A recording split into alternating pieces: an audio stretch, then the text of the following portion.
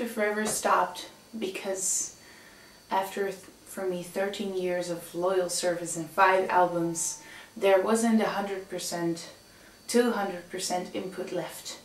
Of course, that was in our statement that you all can read, still can read online. But I know that a lot of people wonder what happened. Well, for a long time we had this 100% and everything really went well. And we made our last album that was released in 2007. Right after that release, our guitar player and main engine behind the whole thing got sick. He had a severe burnout, which forced him to stay home while the band just kept on playing. And that didn't really feel good, but of course we couldn't really stop, so we had to wait and see if Sander could come back, and he did. Later in 2007 he joined us back on tour, but that was too fast, and in the end of the year he had a severe fallback, and the doctor said he had to stay home for at least a year. And that's the moment that we decided to put the band on hold, to take a sabbatical. So 2008 was there to be free, do whatever you want, and in the end of that year we would come back together and see what we wanted to do with our future. Well, in the end of that year we noticed that that 100% input, the juice to do it, wasn't there anymore, and in order to not ruin what we built up, we decided to stop while we were at our best. And I have to tell you, I know a lot of people were very hurt to hear about the news, and for us ourselves it was a very, very difficult decision to make.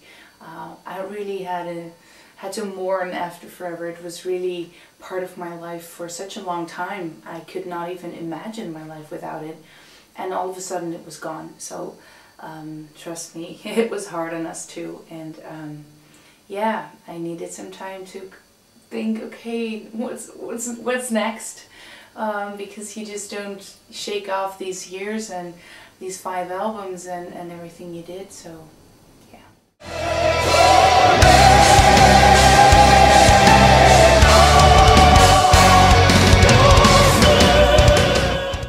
The idea for ReVamp started a couple of months after the stop of After Forever.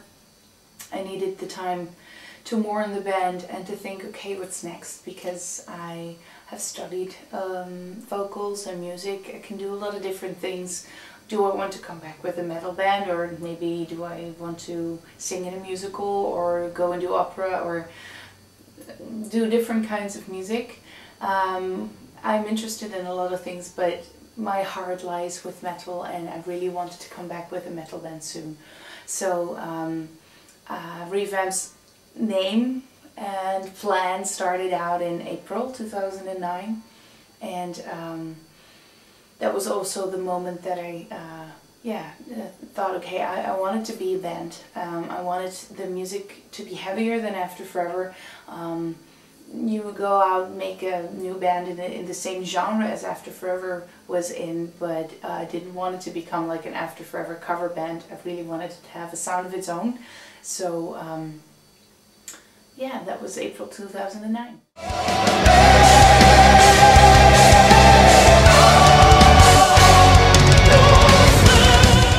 A project, a solo project, a band, I can imagine it must be a little confusing. I started it as a project to grow into a band, because if I would have started with a band a year ago, it probably wouldn't have resulted into having an album right now. So that's why the setup was like a project, and ReVamp today is a band. I kind of divided the whole process into 3 parts: write the songs, record the songs onto making an album, and then form a live band. And I did that to come back with a new album as soon as possible, but in a good way, and to write with people that have a lot of experience in songwriting. I knew would speed up the process, and of course still you don't have a guarantee. That's the thing with the creative process, but nevertheless working with professionals would enhance the chance of coming back as soon as possible. That's why I decided to work with Joost van den Broek from After Forever, a good friend and colleague, a very professional guy who can write in a lot of different genres, who's a great producer, songwriter and arranger. He can do a lot of stuff, so I knew that with him I could make a different sound, and I wanted it to be heavier, so I was very happy to be able to work with Waldemar Sowichta. His work in Grip Inc. is awesome, and I hope that mixing that with our songwriter sounds would come to a very heavy and new sound. And for the recording, I also worked with Waldemar and Joost and got a studio drummer, and then I formed the live band. So that was my steps. But the band today is the band that is ReVamp, and I hope that we can grow into a band just like After Forever was.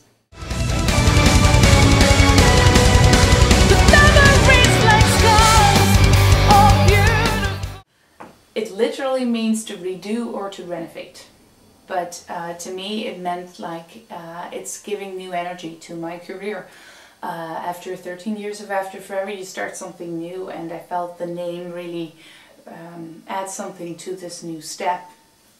Next to that, it has the word vamp in it, which to me means like strong woman in charge of her career or of her passion. So woman in a way, not like a slutty type or nothing like vampires. Some people thought it maybe has to do with vampires, but no, it's strong lady to me. The logo is the Omega logo. I wanted to use that again because it started to mean something personally to me. It was on our last After Forever album in a totally different context.